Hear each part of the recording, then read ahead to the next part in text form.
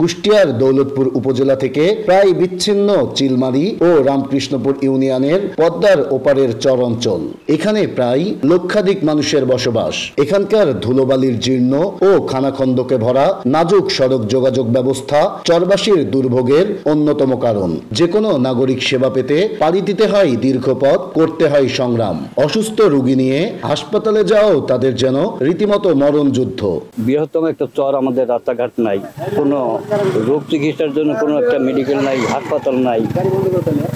আমরা যদিও কোনো রোগী নিয়ে যেতে চাই, কুষ্টিয়া না হয় রাস্তায় যেতে হয়। চিকন সরু রাস্তা দিয়ে আমাদের যাইতে হয়, মোটরসাইকেল নিয়ে যাই আমরা। এখানে মোটরসাইকেল ছাড়া অন্য কোনো যাতায়াত ব্যবস্থা নেই।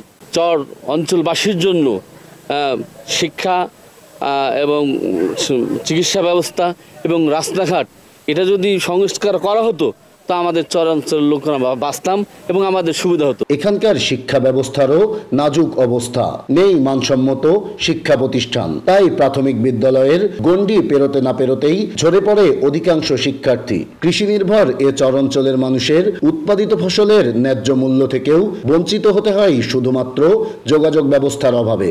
দূরত্ব একটি কলেজ বাস্তবায়ন করার জন্য এবং রাস্তাঘাট পরিষ্কার করা প্রয়োজন।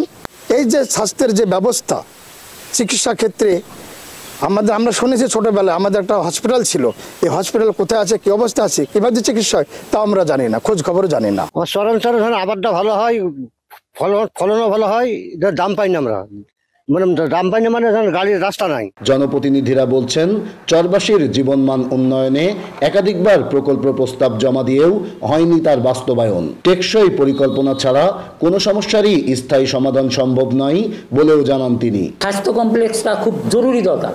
যেখানে জমি দিলাম অথচ স্বাস্থ্য কমপ্লেক্সের ব্যাপারে স্বাস্থ্য বিভাগ কোনো রকম উদ্যোগী নিচ্ছে না।